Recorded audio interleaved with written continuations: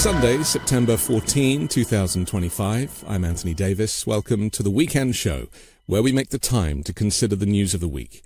You can support my work and independent journalism at patreon.com/5minutenews. Our guest today is the co-founder and CEO of the American Sunlight Project, an internationally recognized expert on disinformation and democratization, one of Time magazine's 100 most influential people in AI, and is the author of 2 books, How to Lose the Information War and How to Be a Woman Online. Nina Jankowicz, welcome back to the Weekend Show. Great to be with you. Nina, as we are recording this, the FBI have just released photos of a person of interest in the assassination of Charlie Kirk, a very tragic event. Political violence, obviously, is something that we are seeing more of in the United States. And Donald Trump, in a video message from the Oval Office late on Wednesday, called Charlie Kirk a martyr for truth and freedom. He condemned the demonizing of political opponents in the US, even as he claimed the rhetoric of the radical left was directly responsible for the assassination of Kirk. It's way too early to kind of get into the weeds of this particular event. But clearly, from an information and a disinformation perspective, there is a real problem in America in terms of the temperature of hate speech that ultimately can lead to these types of events. Is that something you're working on and focusing on?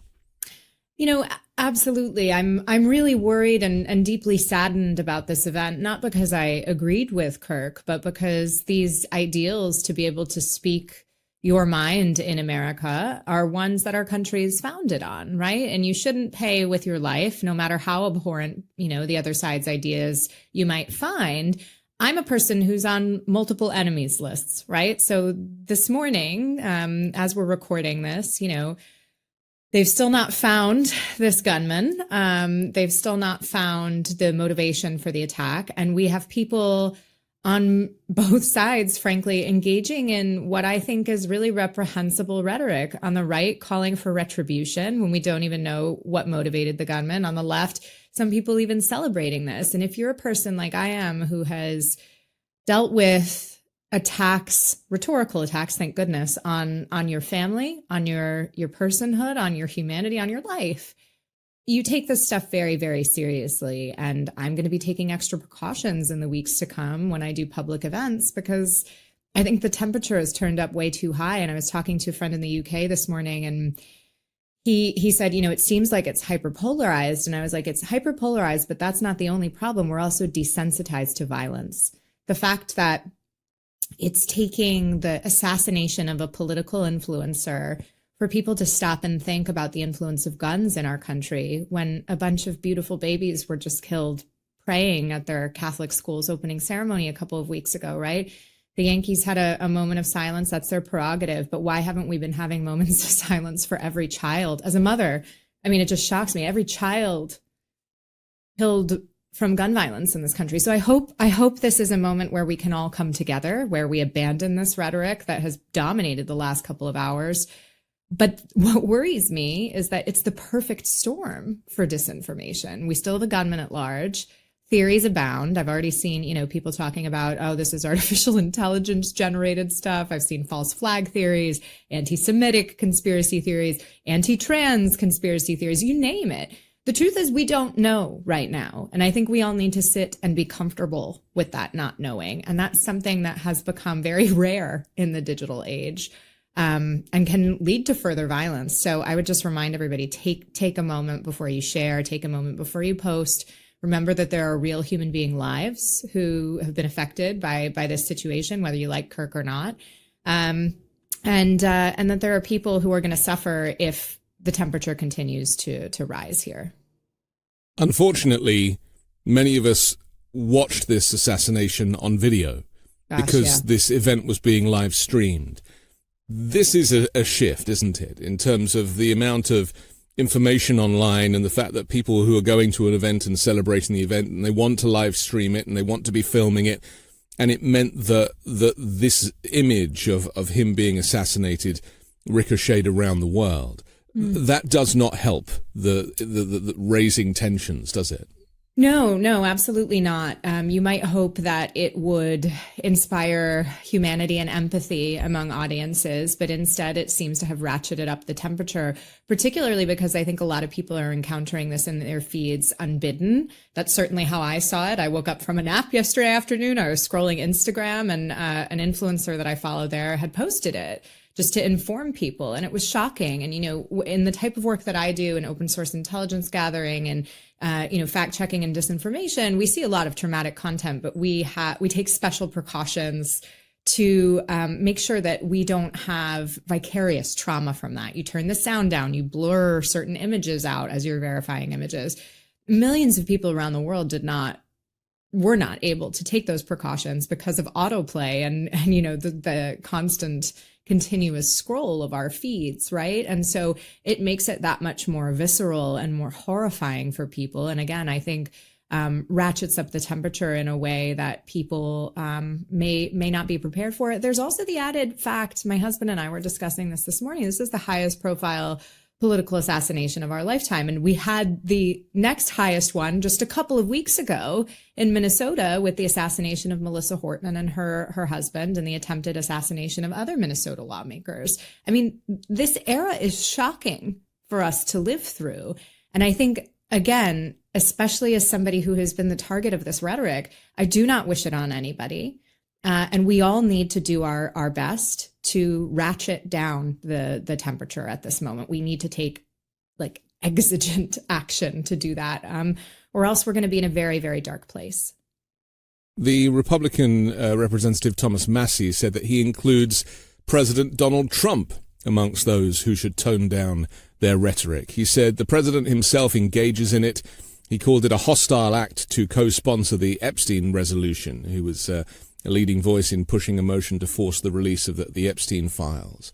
We'll talk about the Epstein files later, but it's certainly, there is a certain element of irony when we see Donald Trump at the Resolute desk calling for people to tone down the rhetoric, and yet he himself is famous. I mean, arguably got elected because of the inflamed use of language, not to mention the current policies, which are extreme to say the very least, allowing the country to fall to an authoritarian dictator. I mean, is it possible for a dictator to say tone it down? I mean, there was a moment last summer when President Trump, after the assassination attempt on his own life, I feel like did tone it down a little bit. But since then, we've gone way in the opposite direction, particularly with the occupation of Washington, D.C., the kind of planned occupation of Chicago and potentially other cities. I heard a shocking interview on NPR this morning when Michelle Martin, one of the hosts of Morning Edition, was interviewing Matt Schaap of the Conservative Political Action Committee. They had a conversation about Charlie Kirk, his impact, his life. And at the end, Schaap had brought up about needing to tone down the rhetoric, and Martin replied, well, on Newsmax yesterday, you blamed the left. Do you also blame the right in this kind of escalation in rhetoric? And then he went on to, his words, chastise her for bringing that up at this moment. And I think that is exactly the conversation that we need to have right now. I do think that the rhetoric on both sides, frankly, I was shocked a couple of weekends ago when President Trump hadn't been seen in public for a couple of days and the conspiracy theories about his health abounded. Now, don't get me wrong. There were plenty of conspiracy theories about Biden's health during his time in office. I think in some ways it's natural, but we need to temper those, that speculation, that, morbid interest that we have, and just remember the humanity of people, because it's folks downstream like me who aren't in office, who are just the victims of horrible rumors and, violent rhetoric online that are bearing the brunt of the burden. And then even worse, the people who are being picked off the streets here. So, I absolutely agree that both sides need to tone down the rhetoric. However, I will also say that, we've had 2 assassination attempts on President Trump's life. We have this horrible event, killing Charlie Kirk, but we also had the governor of Pennsylvania, Josh Shapiro's house, get firebombed. Obviously, the assassination of Minnesota lawmaker Melissa Hortman. We have had threats against Gretchen Whitmer, Biden, and a number of other Democratic officials last year, the attack on Paul Pelosi. I mean, it's serious. And I think when you look at the constellation of attacks that we've had, a lot of them are inspired by right-wing rhetoric. Let's not forget, the January 6th insurrection. Of course, President Trump pardoned all of these folks. All of these things are bad. And all of our friends in other countries are looking at the United States of America and they are worried. I got texts this morning from friends abroad checking in on us, on my family, because of the situation that we're in right now. And I think we should all be embarrassed of that. I mean, we need to do something about this now. And part of it is rhetorical. And part of it is also passing common sense gun reform, right? And that's the irony, of course, of Charlie Kirk's assassination, because he was fervently fighting against this. And in the end, it's the thing that killed him. It's tragic, absolutely tragic. MSNBC fired its senior political analyst, Matthew Dowd, after he suggested on air that Charlie Kirk, his own radical rhetoric, may have contributed to the shooting that killed him. Is that the right response from a news network? Surely, these opinions, or certainly on a channel that claims to be full of opinions, should allow us a certain amount of interplay and debate to take place. It seemed like a very knee-jerk reaction when ultimately, I'm sure, possibly half the country were thinking that. Yeah, I think perhaps it was a little too soon to make those remarks, but I don't detect anything that's false in them, right? Charlie Kirk contributed to an atmosphere, an environment of demonization of the other side. And I know there are plenty of people who are valorizing him right now for his openness to debate. But what I saw when I looked at Charlie Kirk's material was not an openness to debate. It was a desire to win, right? Is that what debate's about? Debate is supposed to get us to compromise. And I don't think even in his tragic last moments, he was debating a college student who was trying to make a point that there have only been a handful of transgender gunmen that have perpetrated mass shootings, but there have been hundreds and hundreds, if not thousands, of mass shootings in the United States over the past 10 years. And it's just the whole situation is absolutely tragic. I think that MSNBC, in my opinion, went too far, particularly because Jesse Waters was calling for that resignation or that firing at the same time as Jesse Waters on Fox News was also saying that the right needed revenge for Kirk's death. Again, and Steve Bannon is saying the same. That they are now, they've moved into a new place now where they're saying that this is the civil war and this is the moment to seek retribution. And that, as you say, is potentially very, very dangerous. But is there a problem here, a disinformation issue? Because, and without taking sides, it seems that so much of the rhetoric espoused by people like the late Charlie Kirk and everybody else, certainly Jesse Waters, who you just mentioned, stuff about Democrats that is blatantly untrue. Claiming, I mean, even the president says, that all the Democrats, they want you all to have transgender. Not even a proper sentence, but you kids will go to school in the morning a boy and come home a girl. I mean, This extreme use of misinformation, purposeful use, I guess then it becomes disinformation, right? But to the point that it is not an even argument on both sides, because Democrats do not lie about Republicans. They expose people to the reality of what Republicans are doing, because what Republicans are doing in these moments is bad enough to warrant just sharing that information. And so it isn't a fair argument. Is that something we need to look at, the fact that so much of what comes out of the far right is untrue? I mean, certainly the data show that on social media platforms, for instance, folks who have right-leaning political philosophies tend to be moderated more. And it's not because there's some sort of censorship regime going on. It's because they're engaging in rhetoric that is prohibited by the platforms, right? You sign up to these platforms to share your cat pictures or your kid pictures, but you're also signing up to terms of service that say you're not going to engage in violent rhetoric, you're not going to post terrorist content or child sexual abuse material or hateful rhetoric. All except the fringiest platforms like Truth Social and a few others have those terms of service that you need to abide to. And so that downstream rhetoric is a reflection of what we're seeing among influencers on the right. And in my own personal experience, right, I was widely lied about. People think that I wanted to censor all Americans. Tucker Carlson said I had the power to send men with guns to the homes of those with whom I disagreed. It wasn't true, right? But to this day, millions of my fellow Americans still believe that, to the point where anytime my name comes up, if I'm on, the news, I get death threats. I did a congressional testimony in April, and went toe to toe with conspiracy theorists. Fox News did a segment about it, and I got a phone call to the university where I teach that was threatening both me and my husband. Basically rape and violent threats, and saying that they were going to put me on a plane to Russia and see how I liked that, right? That's the sort of rhetoric that all of this espouses and engenders.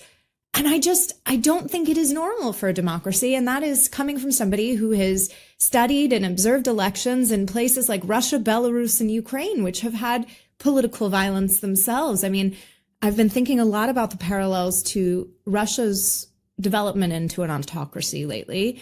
And I keep saying, a little bit as a kind of off the cuff joke, well, we're not pushing people out of windows yet, but we're doing something that's far worse, and we're much more desensitized to it. We think that this is just part of politics, and it's not. It shouldn't be. And our friends in developed democracies around the world are extremely worried about us right now. So yeah, I mean, I think the right has a problem that they need to recognize. I think it is also absolutely abhorrent that people were celebrating the death of a young father. His daughter was at that event. Now, also, I do have to wonder, as the parent of a young child, what is different in the mind of me and the mind of Charlie Kirk that he thinks he can bring his kid to an event like that and also be safe at an event like that? I haven't felt that way in 3 years, and I have much less of a high profile than him. I will never bring my child to an event with me in the United States. I don't post pictures of him online because I don't want him to be targeted. Is it that the right thinks that guns won't come after them? This is an environment that they've created, right? And it's very sad. And I just really hope that this is a watershed moment where we can change something in this country, because we've had one after another of these.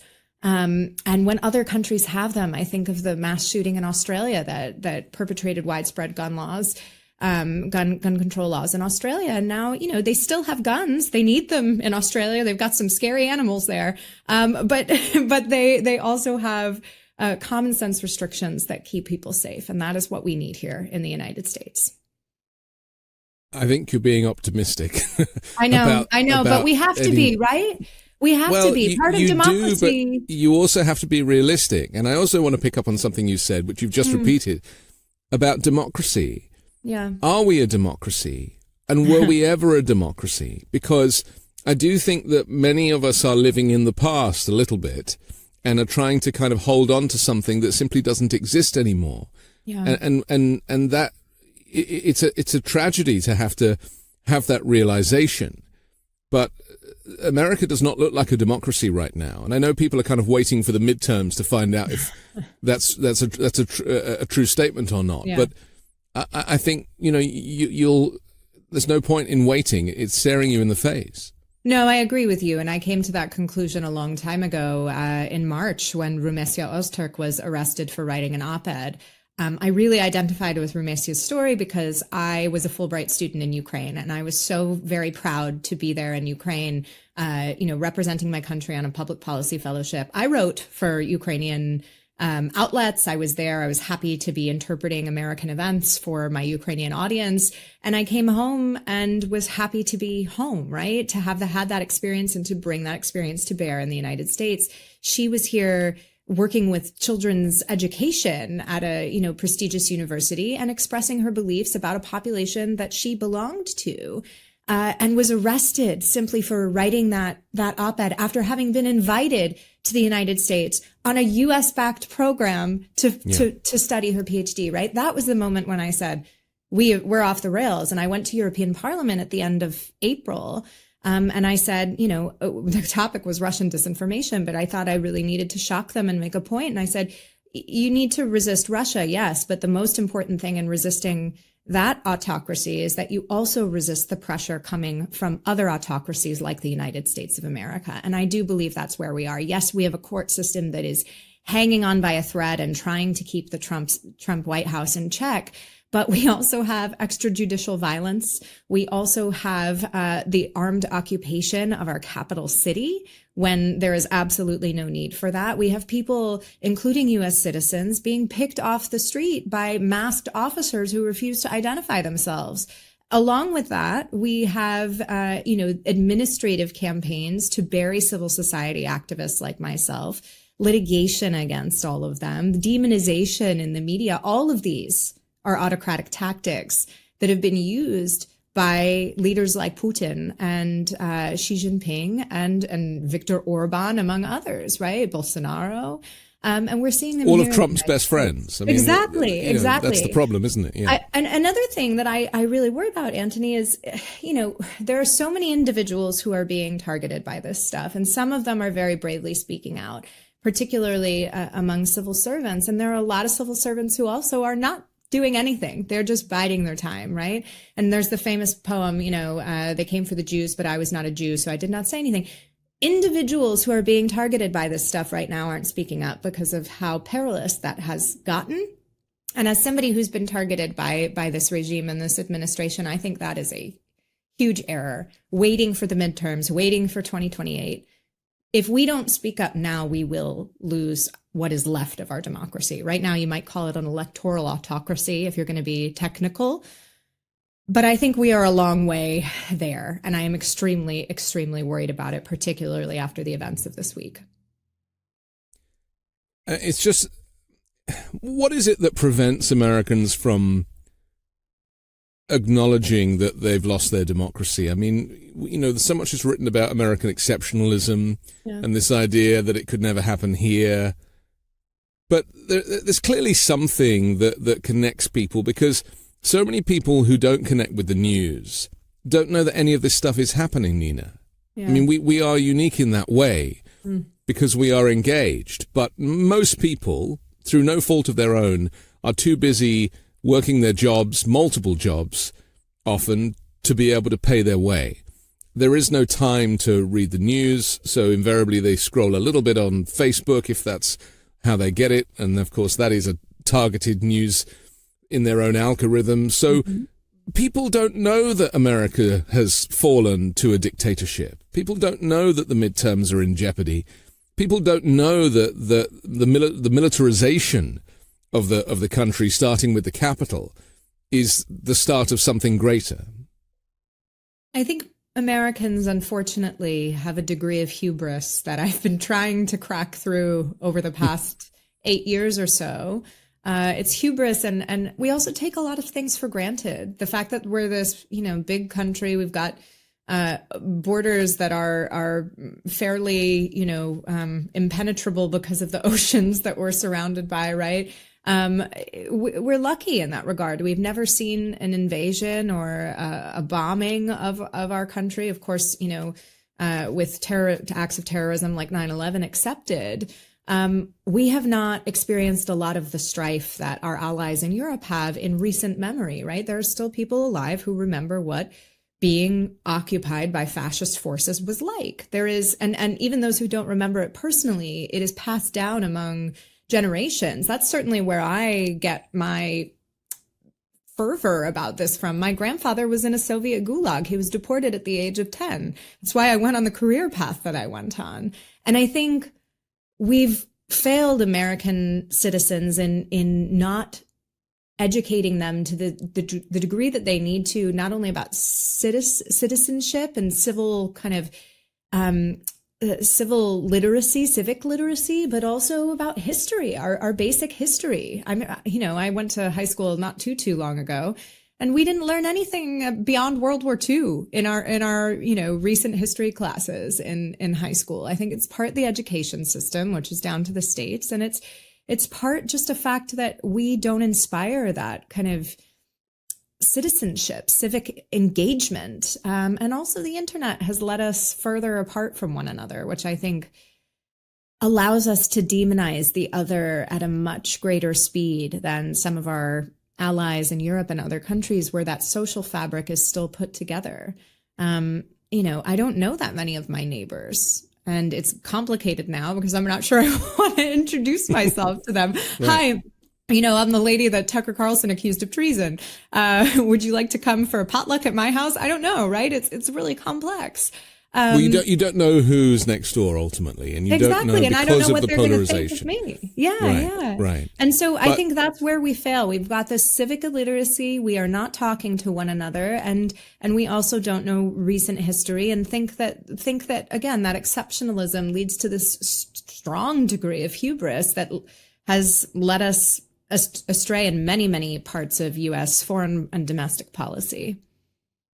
Donald Trump is actively seeking to erase some of the history that would be helpful in this moment through, in museums and various places. I mean, and even on all government websites. I mean, there's no mention of the civil rights movement now or LGBTQ plus issues. I mean, they've basically just made it disappear in addition to making people disappear. I mean, this really is the Nazi movement that we learned about kind of reappearing in the modern day.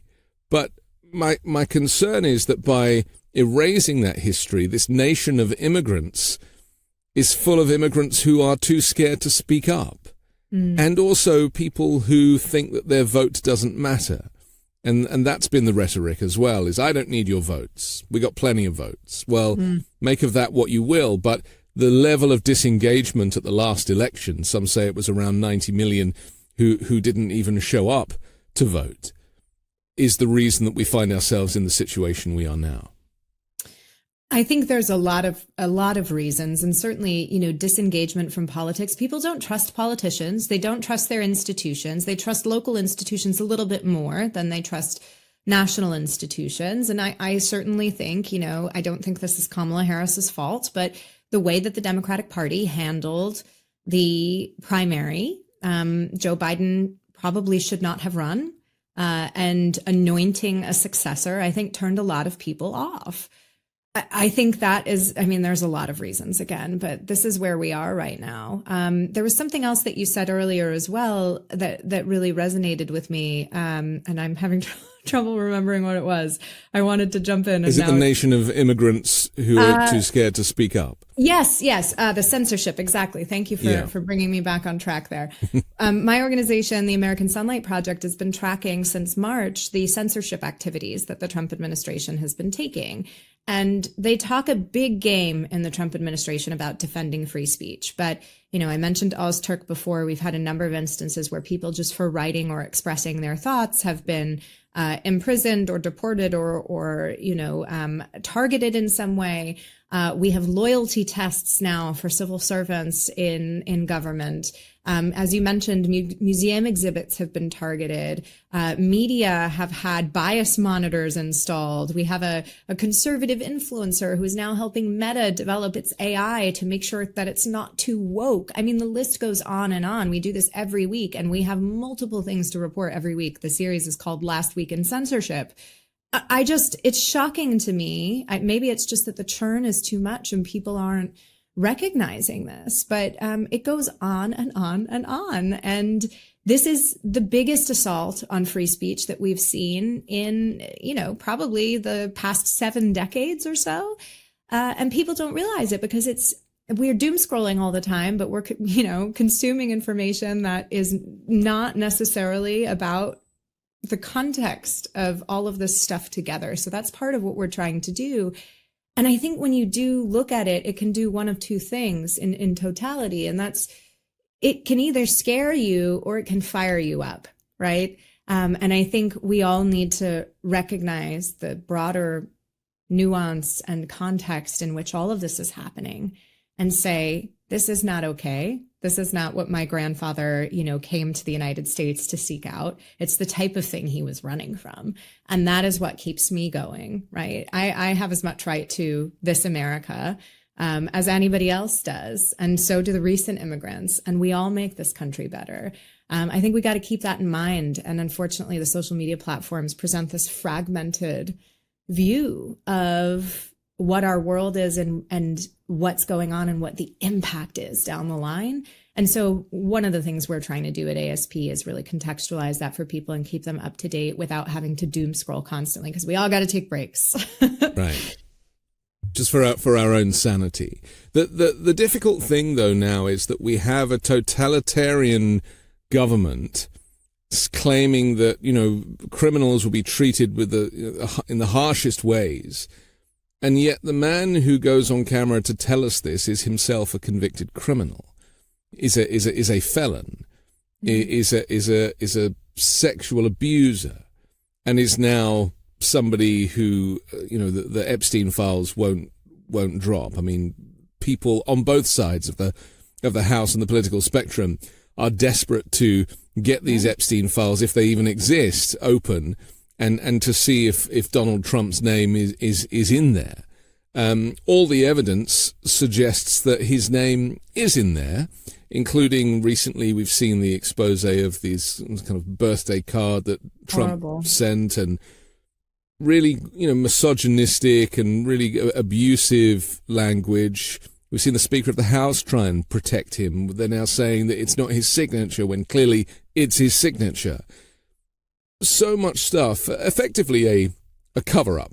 Mm-hmm. The US government trying to cover up the fact that the commander-in-chief was involved in somehow, we don't know, but alleged to be involved in a child sex trafficking ring of significant proportion. And then we have Ghislaine Maxwell, who is, serving time for this very thing.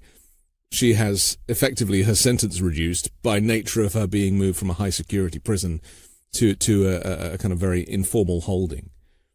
What does this say about the country? What does it do for the people, knowing that the man in charge himself is as a convicted felon? There's so much hypocrisy here, isn't there? Hypocrisy is exactly the word I was going to use. I have spent my adult life after graduate school in Washington, D.C. I am old enough to remember when a man was so incensed by alleged pedophilia happening in the Democratic Party that he drove from North Carolina to Washington to shoot up a pizza parlor where he believed that a basement existed as a child trafficking way station. This pizza parlor, Comet Ping Pong, does not have a basement. There were no children in it. Thankfully, no one was hurt that day. But this was a party that really organized itself on responding to child trafficking and pedophilia. And here there are people trying to explain it away. I mean, especially as somebody who's worked on gender violence, I keep coming back to the fact that we are so focused on the lurid details here. We are focused on whether Trump is in this book, and the British ambassador or the major Democrats as well, Bill Clinton. We are not, except for one press conference recently, centering what survivors think and want. And survivors want this stuff released so that they can get justice and they can get closure. I think one woman that I saw speaking about this says that she feels like she's been gaslighting herself because she doesn't know if, these documents exist, and if it would be a confirmation that what she went through really was as bad as she remembers it to be. Can you imagine? Well, the problem was that the Attorney General said that it's on my desk and I'm going to read it. So that added fuel to the fire. And has that not put it out? Exactly. Right. We've seen the FBI, Dan Bongino, of course, nearly quit as deputy director of the FBI because of the response to the Epstein files. I think that was the most circumspect Dan Bongino has ever been in his entire life, right?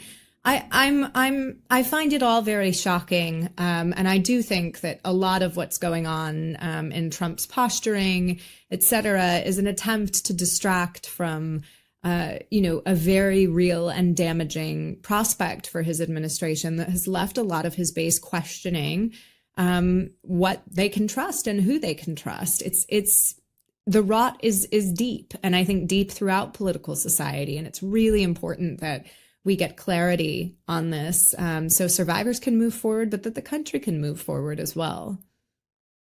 At a Christian museum on Monday, Trump was lying about the National Guard troops eliminating crime in Washington. And then he said something very interesting. He said that domestic violence was being counted in the crime statistics. Yeah. Which meant that, the influence of his party was not being seen as significant enough.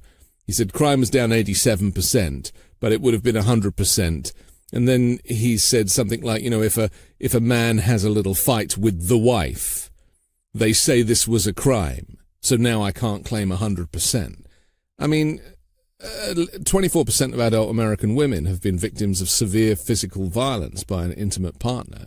Donald Trump just effectively rubbished all of this and claimed that they weren't crimes. Well, women are more at risk from their partners and domestic violence than almost any other type of violence, right? And you know who else decriminalized domestic violence? Vladimir Putin. I feel like that's all I have to say about that, right? He didn't want these little tiffs between husband and wife to be counted in his crime statistics either. And often when you read Russian media, women who are murdered are either martyred, and there's, it's a crazy person who did this to them, or they deserved it. That's what you see in Russian media. They were a crazy person, and so they deserved it. I feel like we're really close to, that same sort of rhetoric here in the United States, and it breaks my heart. Russia, of course, has astronomical domestic violence figures. And I wonder if, when Putin and Trump were having their little tete-a-tete in the Beast, Putin gave Trump some potential legislative pursuits to make. I mean, we certainly told him that mail-in voting was the reason why he lost the election. Clearly, yes, that was brought up. But I mean, it's a shocking thing to hear from the president of the United States, particularly somebody who has, domestic violence allegations against one, if not more, of his wives, from one of, or not more of his wives, if I'm not mistaken. And accusations of sexual abuse from dozens, literally dozens of women. Some estimates claim up to 1,000 women. It's shocking, but I have a sticker on my laptop that says "Believe survivors change the world," and I think we need a lot more of that in our politics right now. And it's going to be difficult for survivors to keep speaking up in this environment, but it is more important than ever.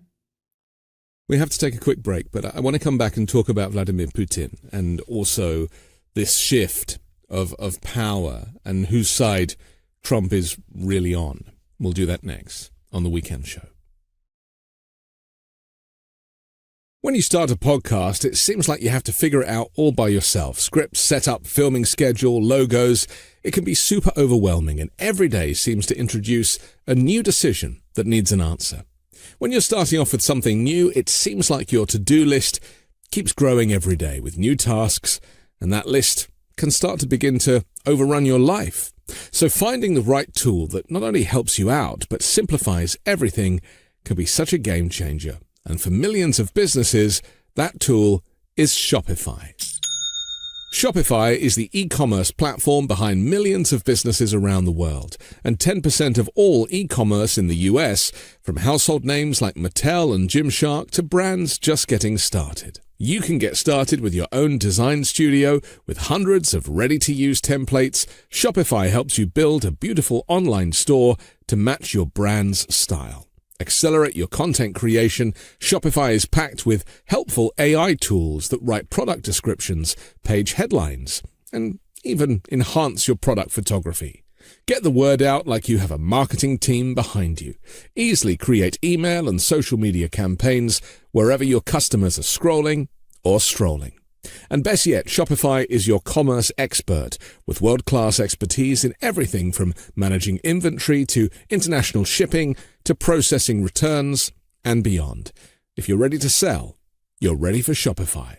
Turn your big business idea into with Shopify on your side. Sign up for your $1 per month trial and start selling today at shopify.com/weekend. Go to shopify.com/weekend. Shopify.com/weekend. We're back on The Weekend Show with Nina Jankowicz. I'm Anthony Davis.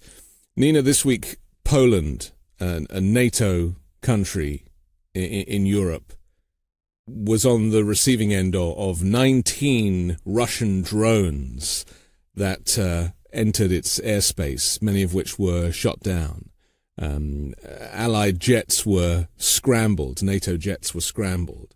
And this, from a European perspective, and certainly from Donald Tusk, who was very emotional when he was kind of responding to this, because, there is history here, especially with Poland being, the kind of first of the nations to be attacked by Nazi Germany. And this is an issue that clearly Vladimir Putin has in his master plan. The idea of expanding this war beyond Ukraine, or potentially using Poland as a distraction so that NATO forces kind of send their best there, and it gives him more power on the battlefield in Ukraine. I'm interested for your perspective on that, but before we talk about Trump's influence in this, let's just look at what is happening in Europe right now. Again, not enough coverage of it in the US, and people don't really understand quite how significant this is for European nations who have historical trauma. Absolutely. So it's interesting that we mention the Nazi invasion of Poland. Of course, 14 days later, if I'm not mistaken, on September 14th, when this episode is airing, is when the Soviets invaded Poland as part of the Molotov-Ribbentrop Pact. So the Nazis came in from the west and the Soviets came in from the east and effectively carved up the country, sending Polish landowners and, a bunch of different minority groups, ethnic minorities, Ukrainians, Jews, etc., to gulags, and of course on the Nazi side to concentration camps. It's a horrible history, and it is one that is felt in almost every town that you go through in Poland. A great book by Timothy Snyder, Bloodlands, explores the history of Central and Eastern Europe and how in the kind of fabric of society there, they hold so much trauma. I'm a Polish American. I also have Ukrainian blood, and it's real. It is real that folks have this deep-seated distrust of Russia, particularly because even before World War II, there were instances where the Soviet army, of course, just sat on the banks of the Vistula River outside of Warsaw during the beginning of World War I or the end of World War I and just watched Warsaw fall. Of course, same thing happened at the end of World War II when the Nazis were firebombing Warsaw, and the Soviets could have intervened and they decided not to, right? Because a population that is complacent or a population that is destroyed is more complacent, right? So there's a lot of bad blood there. Of course, the political leadership in Poland went to a commemorative ceremony in 2010 to commemorate the killing of Polish soldiers at Katyn by the Soviet army. That plane crashed very tragically. There's a lot of conspiracy theories about that as well. But there's a lot of distrust there. And so among the first nations to come to Ukraine's aid loudly in 2022 was Poland and many of the other Central and Eastern European nations, the Baltic nations as well. The same holds true for the invasions of Georgia in 2008, which continues to this day. About 20% of Georgian territory is occupied by Russian and Russian-backed forces, and they move the border a little bit physically every week. There's also part of Moldova, Transnistria, that is occupied by Russia, right? We have these frozen conflicts all over the region. And Poland knows all too well that by destabilizing Ukraine, a country that is right on the border that shares a extremely long land border with the European Union, Putin is destabilizing the European Union, even if he is not making incursions into EU ground space or airspace. And here we have the most serious incursion into EU airspace that we've seen since the beginning of the war, 19 drones. And I think when people think of drones, they think of those like little ones that take aerial photographs. These things are as big as cars. Yeah. They're very serious, and they're killing civilians left and right. So when you have 19 of them suddenly in EU airspace, this is not a mistake. This is a signal, right? And I think Putin sees it as posturing of strength, but I think it's weakness, right? He's trying to get Trump's attention, try to bring him back to the negotiating table. I think this is a bit of a silly tactic with Trump, because I think eventually he'll get pissed off with Putin, and he's not going to be as forgiving in the negotiations. He's given him a lot of leeway, a long leash now.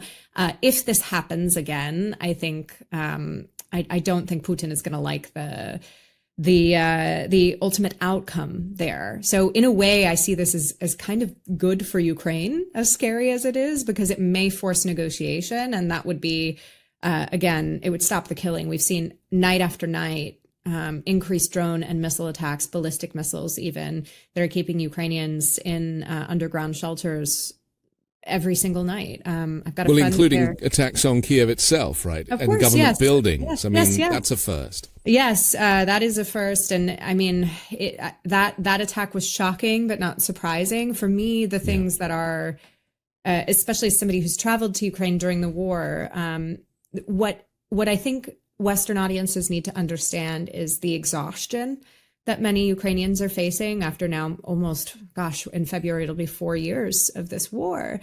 They have been under air raid sirens, particularly lately, almost every night. I have a friend of mine whose baby is just a week younger than mine. He was born in Ukraine, and I just think very frequently about how different my son's life is from his little Ukrainian brother from another mother. This boy has to spend every night in an air raid shelter. He knows what the sound of bombing and missiles are like. His mom has to worry about that every night. And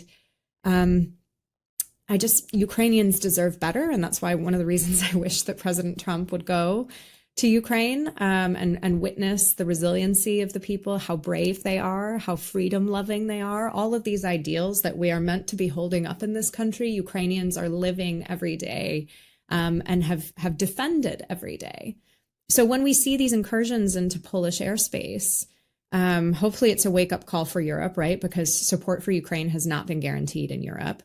It's been stronger lately, particularly since the Alaska summit. But this war needs to end. It is senseless, and frankly, killing women and children, killing civilians at a rate that we should not find acceptable, particularly on Europe's doorstep.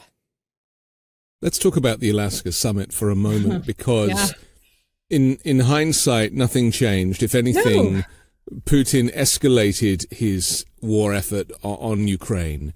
As a result of that, Donald Trump went in with no plan, with no advisors around him, with nothing really on the table. He just said, we'll see what happens. He just wanted a photo op with his kind of boyfriend, Vladimir Putin, as I see it, even to the extent that he held up in the Oval Office a photograph that was sent to him of the two of them together and paraded it for the cameras as if to say, look, here's me and Vladimir, the way he held his hand and put his hand on top, the way the US military rolled out a red carpet for Putin, for a wanted war criminal by the ICC and others. I mean, this is unprecedented, and if anything, it exacerbated the problem. That's why I'm surprised when you say that, well, maybe Trump is going to change his mind and recognize that Ukraine, that people deserve better than this, and because everything. I don't think that's why he'll change his mind. He'll change his mind because he's sick of being embarrassed, not because he develops any sort of affection for the people of understand, Ukraine. But is he capable of being embarrassed? I mean, we are talking about a man with very, very few faculties and emotional synapses. I think that is when he has been motivated to action in the past, when he is truly embarrassed and he has to protect what he sees as his image. The reason he, very much like Putin's aggression, his kind of asymmetric warfare against the West, the reason these men want these photo ops is because it makes them seem powerful. Here I am with Vladimir Putin. Here I am with all of these big baddie world leaders, but I alone can fix it. I alone am their friends. Look at all the wars that I'm solving, right? They think in the same way in that regard. And so, yes, he gave him a propaganda coup, 100%. And the Russian propagandists were celebrating that. And you're absolutely right. Nothing changed afterward. In fact, it's gotten much worse in Ukraine. There was an investigation by the Center for Information Resilience in the Wall Street Journal that showed astronomical levels of drones and ballistic missiles sent to Ukraine since the Alaska summit. So it's changed absolutely nothing. although it has implanted in Trump's brain a new set of Russian propaganda, which we can thank Putin for, I suppose. Yeah. I mean, I think he is very much motivated by his own personal image, and he thought that this was going to be an easy thing to fix. He had said that many times. He did get frustrated once or twice with Putin. I was frustrated with his post on Truth Social that said, "What's the deal with," kind of like Jerry Seinfeld, "What's the deal with these Russian drones in Poland? Here we go," as if World War III were a spectator sport, right? You are the leader of the free world. Weirdest thing. Yeah. But isn't that post a really good example that Donald Trump is on the side of Vladimir Putin ultimately? Oh, I think there's no question. There must be something, compromat or something, that is preventing the sanctions that Trump talks about that never come to fruition. And now that Trump has an out, which is that we are selling weapons to Europe and actually making a profit, I have a feeling that that is his end game. He doesn't want this war to end because he's now profiting from it. And ultimately, he is, still up there considered as a world leader who's found a loophole so that we can extend this war and profiteer. Right. I mean, I think Anne Applebaum talks about this in her book, Autocracy, Inc., which is a nice short little book that I encourage everybody to read because it does encapsulate this current moment very well. Autocrats are all in it for self-enrichment, right? That is part of the reason why Putin has stayed in power for so long, because if you become a former Russian president, it's not quite as nice as being the current Russian president. And I think it's not just about self-enrichment in terms of dollars and cents, which for Trump, that is clearly a big motivator, but it's also about the autocratic worldview, right? I think he admires Putin because Putin has created this kind of ethno-nationalist state that has a lot of swagger. God, remember the Rex Tillerson era of swagger? Or no, that wasn't Tillerson. It was Pompeo. Excuse me. Apologies to Mr. Tillerson. Mike Pompeo. Well, Tillerson's got his own problems not as well. Great, but not, it wasn't swagger. But I think Trump admires the way that Putin carries himself, the way that Putin just does stuff. I mean, for God's sake, we just rebranded the Department of Defense to the Department of War. Yes. Right? That is a very Russian worldview there. And so I think in addition to this self-enrichment, which autocrats help each other with, right? Iran sells drones to Russia to use in Ukraine, among other things. China sells weapons parts to Russia to use in Ukraine. There's that self-enrichment for sure. But we have an alignment of our government, not just from Trump, but through Vance at the State Department, Marco Rubio and others, who are aligning the U.S. government with this white ethno-nationalism that I think that is a big motivating factor, honestly, the more I see it. And it's written into our foreign policy now. It's shocking to me. The U.S. has been courting India to be a trading partner for many, many years and an ally. And Trump basically just blew that up by imposing a 100% tariff on goods. Narendra Modi was invited to meet Xi Jinping alongside Kim Jong and Putin. And, effectively now this world order has shifted. And it does appear that the superpower is China. And Xi Jinping has been elevated to somebody with these very powerful, wealthy, nuclear allies. This is very problematic, isn't it? India was really a conduit that would have been very helpful for the US going forward. Not to mention the destruction of USAID and the soft power, which also contributes to America's loss of standing in the world. How do you think this is going to play out now? Because Trump doesn't realize quite how much damage he's done in taking things personally in this retribution campaign, using trade where diplomacy was previously in play. I mean, these will be dark times for the world order, but also for just international trade and the economies of these nations. Absolutely. I mean, I think Trump was playing checkers when he needed to be playing 3D chess, right? And he wasn't playing checkers particularly well either. These leaders, Modi, Xi Jinping, Putin, they're experienced negotiators. They know where to, butter their bread and how to make alliances. And they recognize that with the trade, perhaps not Russia, but that China and India are behind, that they can really affect the global economy and align themselves against the United States. It's much more in the U.S. interest to be investing in building safe and prosperous countries, indeed through diplomacy and development activities that U.S. aid was responsible for, that create better economic conditions around the world, right? There's a reason we were pursuing democracy development programs, and it's because democracy is good for business. But that has now been demonized by the Trump administration. So I think we're in for a real reckoning. I think the fact that we have seen retribution coming from the Trump camp or the Trump White House against folks involved in labor statistics, of course, the Fed governor, Lisa Cook, and others, he doesn't want the truth about how bad things are going to get to come out. And that is why he's taking it out on the folks who are responsible for the numbers. And again, this is a tactic that we saw in the Soviet era, coming from the Politburo, right? You don't like the numbers that are coming out that are showing that the 5-year plan isn't working? Fire the mathematicians. It's shocking to me.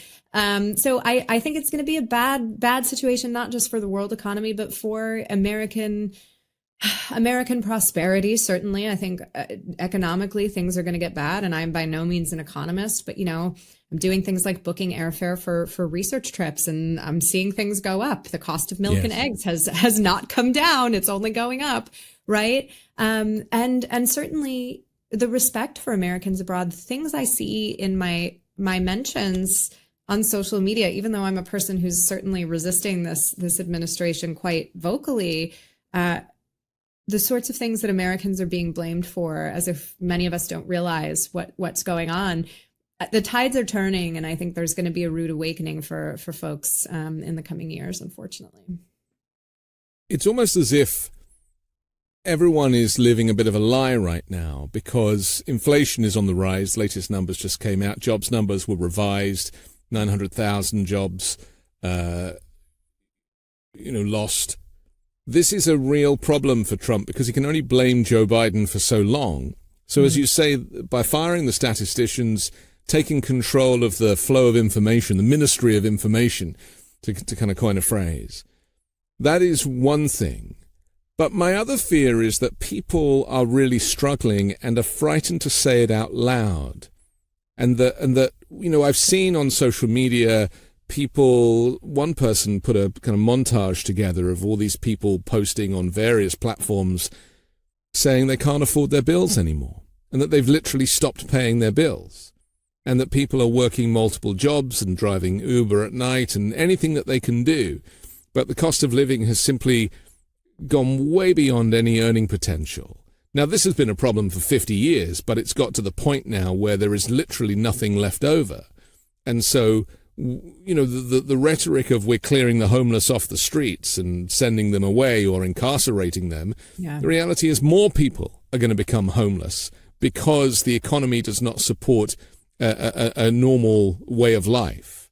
And not just because the economy does not support a normal way of life, but our social safety net was never enough to begin with, and it is being decimated by this administration. I've had a couple of loved ones in kind of my circle of folks fall upon economically hard times, and I've tried to help them navigate social services in the United States. And, I've lived a fairly privileged life. I have never been in contact with SNAP or our food stamps or anything like that. And to navigate these applications for folks who are already under enormous stress trying to make ends meet, and then to look at things like, the housing subsidy lists in certain states, they're years long, 5 to 8 years long. Mm-hmm. No wonder we have a homelessness crisis in some cities.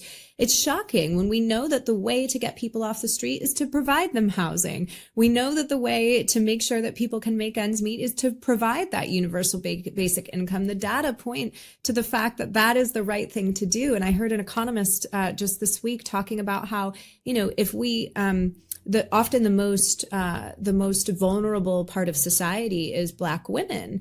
they're the breadwinners of their family, but they're often the folks that are going to be most affected by economic downturns. And if we focus our economic policy on Black women, then everybody else succeeds, right?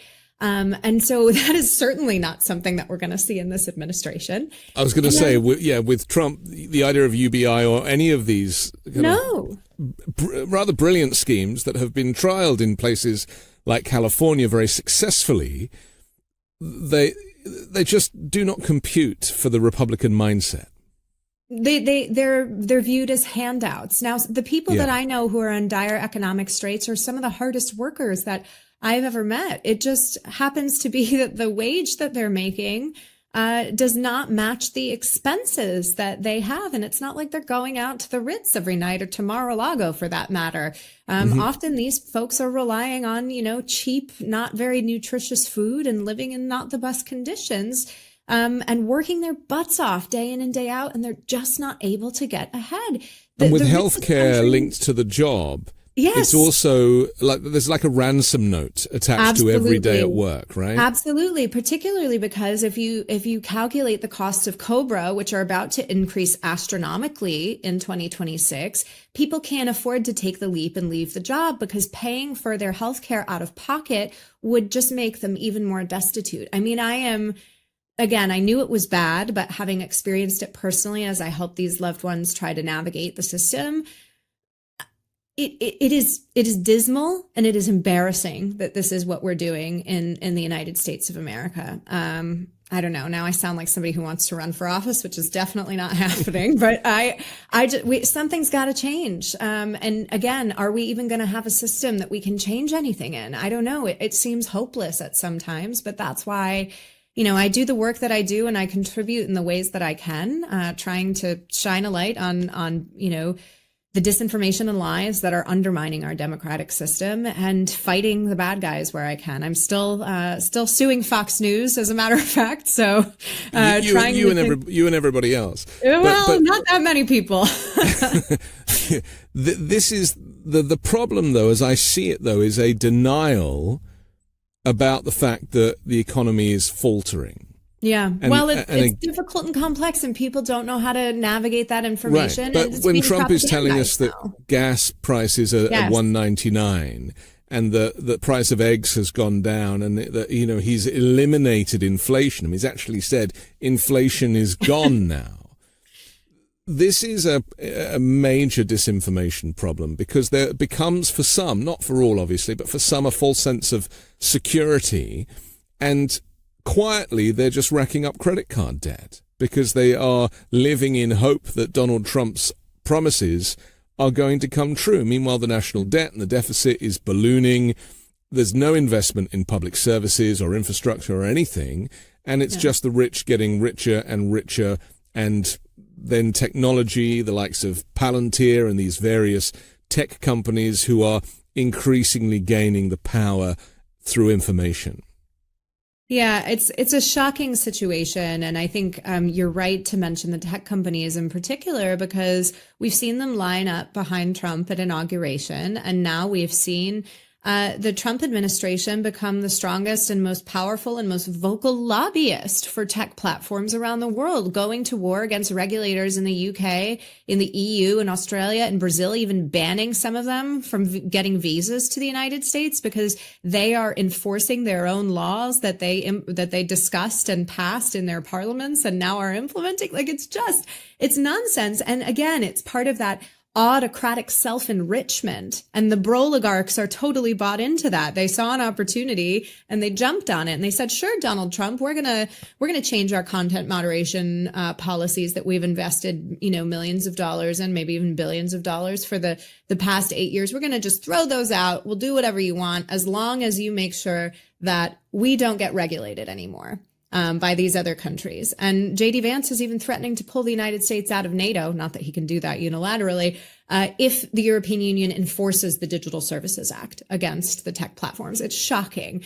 And that, as you say, Anthony, is all tied to the rich getting richer on the backs of the poor, who are getting poorer and who are struggling more and more every day in the United States. And I think this is something that the Democrats have failed to connect with to audiences. We used to be the party of the working class, right? We've lost that. And I think there's such a strong message that we're seeing the likes of, Zoran Mamdani and Kat Abu-Ghazaleh in Illinois, candidates like that, young candidates from my generation, who are giving voice to that and meeting with such acrimony from other members of the party and certainly from the Republicans, because they know it could work. That's what we need right now. Somebody who can voice the connective tissue of these problems. It's frustrating that the likes of Schumer and Jeffries are not endorsing Mamdani when there is clearly a desperate need for leadership in this moment. There is some optimism as I see it. Some rather brilliant moves by the likes of Gavin Newsom in California, for example, giving Trump a taste of his own medicine. But also things like Oregon, Washington, and California forming a healthcare alliance to protect vaccine access. I mean, this is kind of out-of-the-box thinking, which, as I see it, is potentially the future for the United States. Instead of it being 50 separate countries, effectively with their own laws, that there is an alliance of like-minded thinking, common sense, and critical thinking, where ultimately the people who want the republic to survive will actually band together to make that happen. I think we're seeing some good grassroots organizing. I think we are seeing some kind of strategy on the state level that is encouraging. And I think there's a couple of leaders, you mentioned Newsom.